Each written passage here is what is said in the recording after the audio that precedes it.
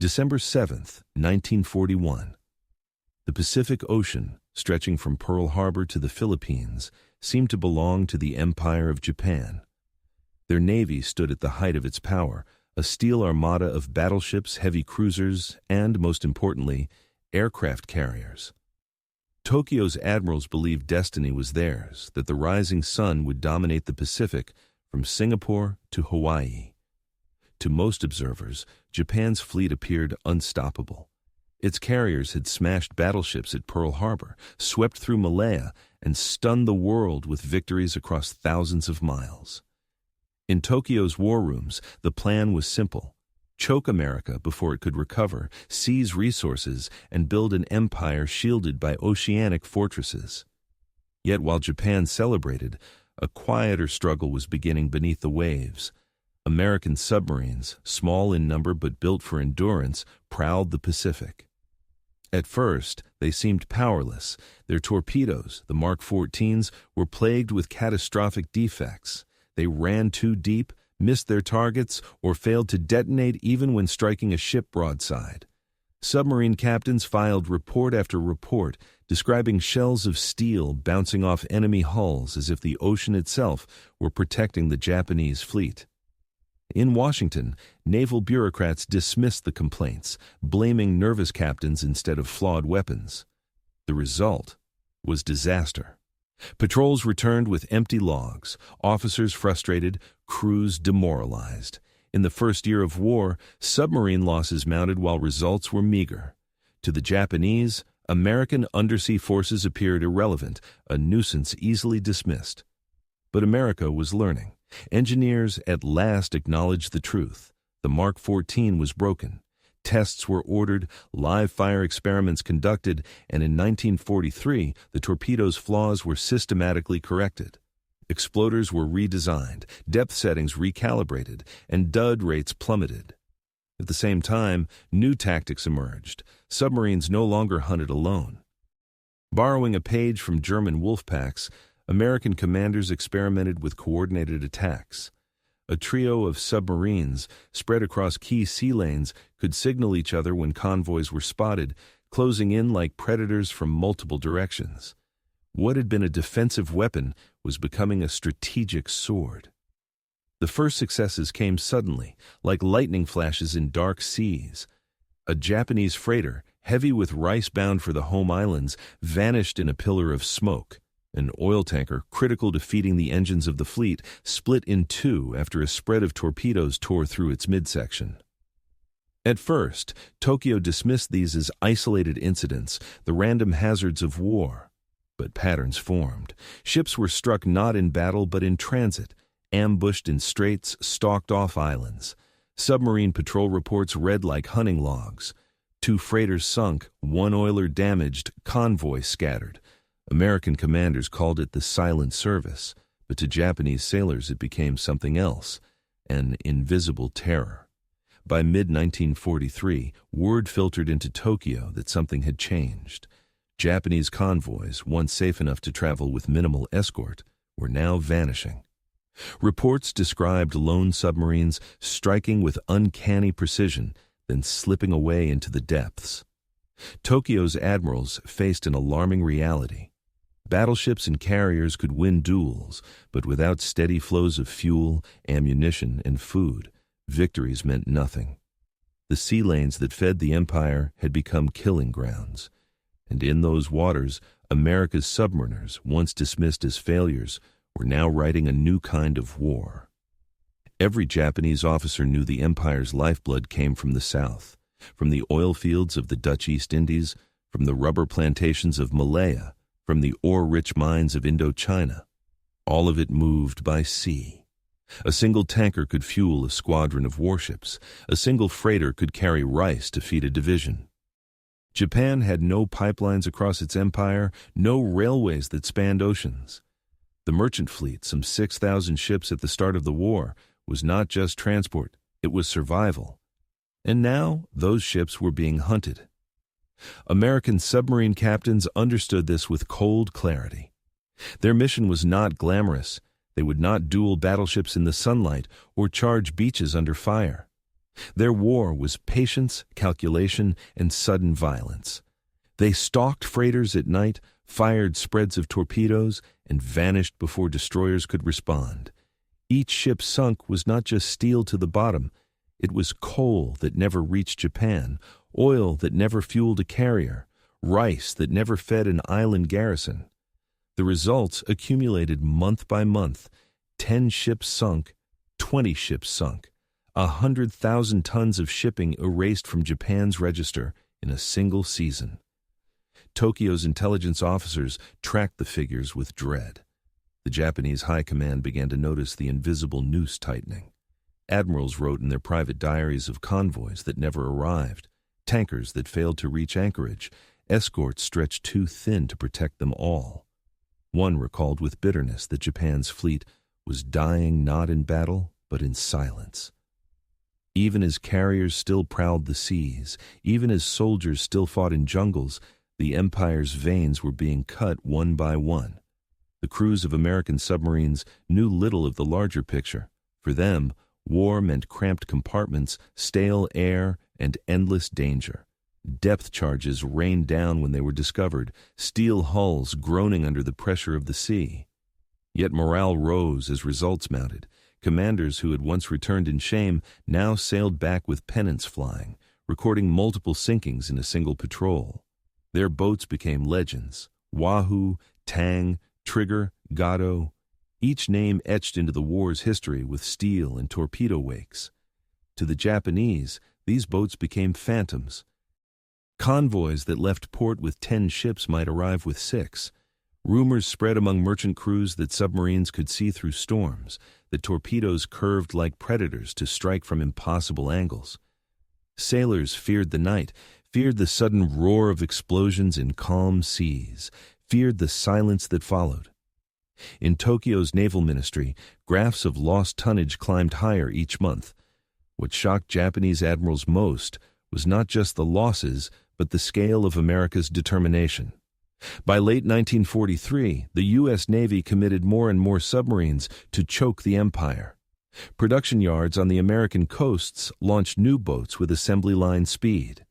Each was longer ranged, more reliable, and crewed by men hardened by earlier failures.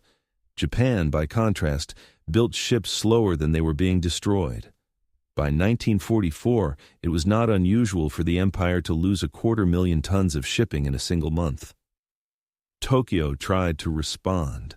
Convoys grew larger, escorts more numerous, tactics more desperate, yet every solution strained resources further. Destroyers used to guard convoys could no longer join battle fleets. Air patrols meant fewer planes available for island defenses. Japan's admirals faced an impossible arithmetic. To save their transports, they had to weaken their navy. And all the while, submarines prowled the lanes, patient and merciless. The silent war in the Pacific was not marked by grand battles with names remembered in history books. It was fought in shadows across thousands of miles of open water, in brief moments of terror when a torpedo struck home. But its impact was profound. By the end of 1943, American submarines had turned the Pacific into a trap. Japanese admirals who once dreamed of sweeping control now faced a nightmare. The Empire's fleet, mighty on paper, was bleeding to death not from enemy carriers or battleships, but from unseen hunters beneath the waves. And as 1944 approached, the invisible noose would tighten further, pulling the rising sun toward its darkest hour. By 1943, the campaign beneath the waves had shifted from scattered strikes to a systematic hunt for Japan's lifelines. Every Japanese admiral understood the empire's geography. A nation without natural oil, without rubber, without enough food to feed its people. Every drop of fuel, every ton of rice, every bar of iron ore came by sea. The shipping lanes from Borneo, the Dutch East Indies, Malaya, and Indochina were arteries feeding the heart of the empire. Cut them, and the giant would suffocate. American submarine commanders grasped this with ruthless clarity. Their patrol zones were not chosen at random. They sat astride choke points, straits where shipping was forced to pass, channels near Luzon, Formosa, and the South China Sea.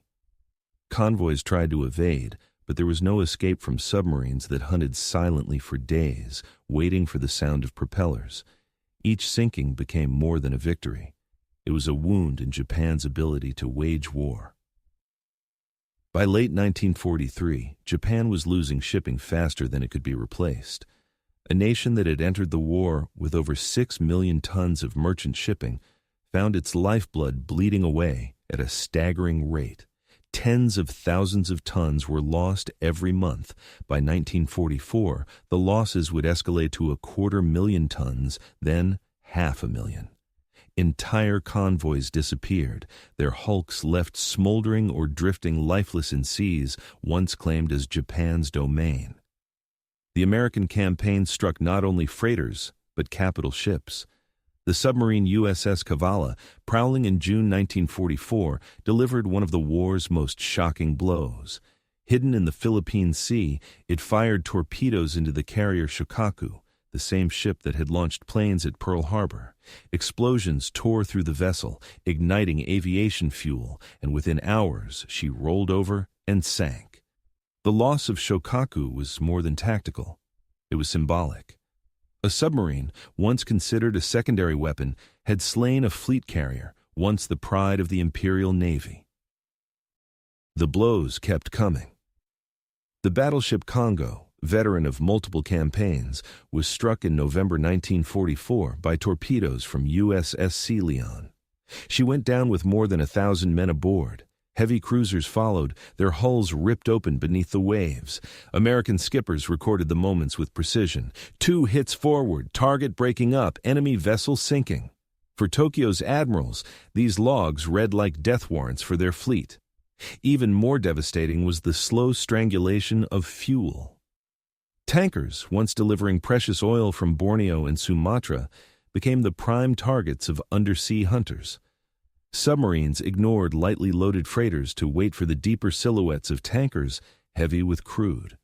Each tanker lost meant warships sitting idle in port, aircraft carriers without fuel for their planes, destroyers unable to escort convoys. By 1944, Japanese destroyers often sat in harbors, conserving fuel while convoys sailed unescorted into deadly waters. The Japanese Navy's own officers confessed the truth. In post-war diaries and reports, admirals admitted their fleets were not defeated in battle but starved to death.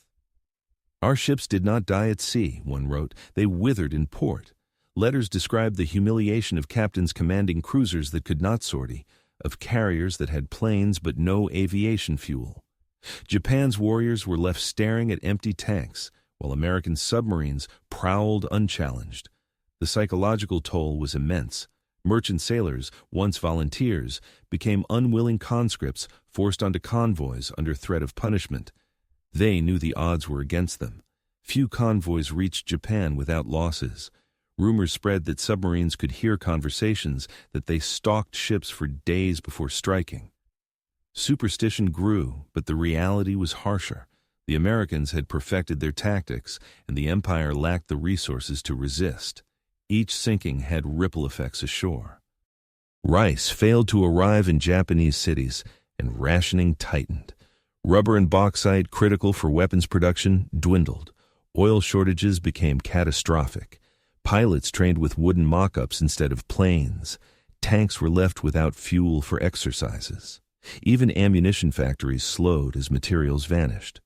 Tokyo's war machine was running on fumes, and every torpedo strike made the crisis worse. Japanese admirals recorded the slow-motion collapse with despair. In one report, an officer admitted, "We are losing not to battle, but to hunger." Another wrote that the fleet was dying a death of attrition, bled by unseen knives. They understood that even the most brilliant naval victory would be meaningless.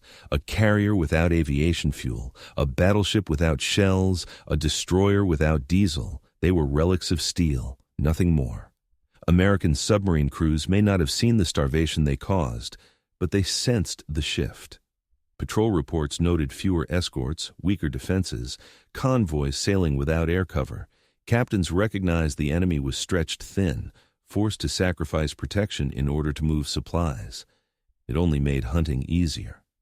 By 1944, Japan's merchant fleet was being annihilated faster than it could be replaced. The empire that had once commanded the Pacific now saw its own navy starved by a few hundred submarines. It was a slow-motion catastrophe, one that no admiral in Tokyo could halt. And in every torpedo strike, in every freighter slipping beneath the waves, the inevitable end of the empire drew closer. By 1944, the noose around Japan had tightened to a point that even its most loyal admirals could not ignore. What had begun as a series of scattered sinkings was now a systematic annihilation. American submarines, numbering fewer than 300 boats, had destroyed nearly half of Japan's merchant fleet. Convoys were no longer merely vulnerable, they were hunted prey, stalked from the Philippines to the coast of China, from the oil lanes of Borneo to the waters off Formosa. The Pacific, once envisioned as Japan's imperial highway, had become a graveyard of shattered freighters and tankers. The consequences reverberated through every corner of the empire. By the summer of 1944, Japan's industrial production was collapsing. Steel mills slowed for lack of ore. Aircraft assembly plants sat idle, starved of aluminum. Petroleum stocks dwindled to a fraction of their pre-war levels. Factories resorted to synthetic substitutes, but they could not fuel a navy. Even the vaunted Zero fighter, symbol of Japanese air power, was rendered nearly useless when aviation gasoline could not be delivered in quantity. Pilots trained in gliders or taxied their planes in circles around fields, learning procedures without ever leaving the ground. American submarine commanders, who had once wondered whether their war was making any difference, now saw unmistakable signs of the enemy's decline. Convoys sailed with fewer escorts, their destroyers often conserving fuel by drifting with engines stopped. Patrol reports spoke of tankers so precious that they sailed with absurd layers of protection, yet still, they went down. A single torpedo could doom not just a ship, but an entire fleet that depended on its cargo. Tokyo's leaders understood this truth, though they rarely admitted it publicly. Internal memos circulated among naval staff spelled it out in plain language. Without fuel, Japan could not win. Admiral Soemu Toyota, commander-in-chief of the combined fleet, confessed privately that even a decisive naval battle would be meaningless if his ships could not be resupplied. A carrier, he noted bitterly, was nothing but a floating hotel without aviation fuel. The psychological impact of this realization was devastating. By late 1944, the Japanese merchant marine was losing 500,000 tons of shipping every month. Sailors dreaded their assignments. Few expected to survive more than a handful of voyages. Merchant crews deserted in growing numbers, forcing the government to conscript men with no training to operate freighters. Many convoys sailed half-empty, with ships underloaded simply because there were no longer enough hulls to carry the empire's needs. The once mighty Imperial Navy, starved of fuel, watched helplessly as its ships rusted in anchorages. Submarines delivered not just attrition, but terror. Sailors spoke of phantom hunters that seemed to strike from nowhere. Survivors described nights when torpedoes ripped through convoys in perfect silence, followed by the boiling roar of explosions and the desperate screams of men in the water. Escort captains knew they were outmatched. Depth charges rained into empty seas while the submarines slipped away unseen. The Americans called themselves the Silent Service, but to Japanese sailors they were death itself, lurking just beneath the waves. The effect ashore was catastrophic. Cities endured shortages that worsened by the month. Rice, once the foundation of daily life, grew scarce. Families in Tokyo received rations measured in ounces. Oil for heating vanished. Blackouts became routine. Factories slowed not only from bombing raids, but from simple lack of material. The empire was starving. Letters from soldiers at the front pleaded for supplies that would never arrive. By 1945, garrisons on Pacific Islands were cut off entirely, their troops reduced to eating grass, roots, and whatever they could scavenge. Even the proudest symbols of Japanese naval might were reduced to impotence. The super battleship Yamato, largest warship afloat, sat idle for months, unable to sortie for lack of fuel. When she finally sailed on her suicide mission toward Okinawa in April 1945, it was with tanks barely filled, a one-way voyage born of desperation. Her fate sunk by American aircraft before reaching the beaches was the perfect metaphor for a Navy starved into irrelevance. Without oil, steel giants became floating coffins. American submariners, reflecting after the war, would call their campaign the most decisive use of undersea warfare in history. With fewer than 2% of the Navy's personnel, they had sunk over 5 million tons of enemy shipping. They had destroyed more than half of Japan's merchant fleet and crippled its Navy's ability to move or fight. The mathematics were astonishing. Just 100 boats had accomplished what entire fleets of surface ships and bombers could not. They had strangled a modern empire into paralysis. The Japanese themselves admitted the truth. Post-war interrogations revealed that admirals considered the submarine campaign more destructive than even the firebombing of their cities. One officer confessed, "We could endure your bombers, we could endure your invasion. What we could not endure was the loss of oil." The invisible blockade had done its work. By the end of 1945, the numbers told the story in stark clarity. Japan had lost more than 100 merchant ships to American submarines. Its tanker fleet had been reduced to less than a tenth of its original size. Fuel reserves were so low that naval planners estimated they could operate the fleet for only a few days at sea. The economy of the empire, once stretched across half the Pacific, had collapsed into isolation. The silent campaign had another effect, one less tangible but equally decisive: psychological collapse. Japanese commanders no longer believed in victory. They knew their fleets could not move, their armies could not be supplied, their factories could not produce. Every torpedo strike was not just a physical loss, but a reminder of helplessness. In diaries and letters, officers wrote of despair, of fighting a war already lost. The men of the Imperial Navy, once so confident, admitted privately that they were beaten by hunger, not by battle. For the crews of American submarines, the end came without glory. There was no great naval battle to mark their triumph, no single victory to celebrate. Their war was measured in tonnage, in the slow erosion of an enemy's lifeblood. Yet history would remember them as perhaps the most effective arm of the United States Navy in the Second World War. With patience, courage, and relentless precision, they had achieved what strategy demanded: the paralyzation of an empire. When Japan surrendered in August 1945, its cities lay in ruins from bombing raids, its armies isolated across distant islands, and its fleet rusting in harbors. But beneath all these visible defeats lay the deeper cause. The empire had been strangled by submarines. Without food, without fuel, without the ability to move, Japan had been cut off from the very resources it went to war to seize. The Silent Service had proven that wars are not always won by the biggest guns or the largest battleships. Sometimes they are won by unseen hunters, one torpedo at a time. In the aftermath, Japanese admirals were candid. They acknowledged that the submarine campaign had destroyed their ability to fight. They called it an invisible knife, slicing through the arteries of the empire until nothing remained. More than any battle, more than any bomb, it was the submarines that broke their will.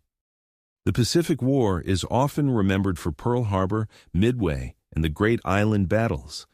Yet the true executioner of the Japanese Empire was silent, unseen, and merciless.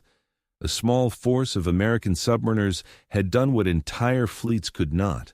They had forced admirals in Tokyo to admit the unthinkable, that their empire was doomed not by defeat in battle, but by the slow suffocation of a blockade waged beneath the waves. And in that silence, in the steel hulls of submarines prowling the Pacific, the fate of the empire was sealed. If you found this story of the Silent Service and the collapse of Japan's fleet compelling, don't forget to like this video and subscribe to the channel. That way, you won't miss the next deep dive into the hidden battles and untold stories of World War II.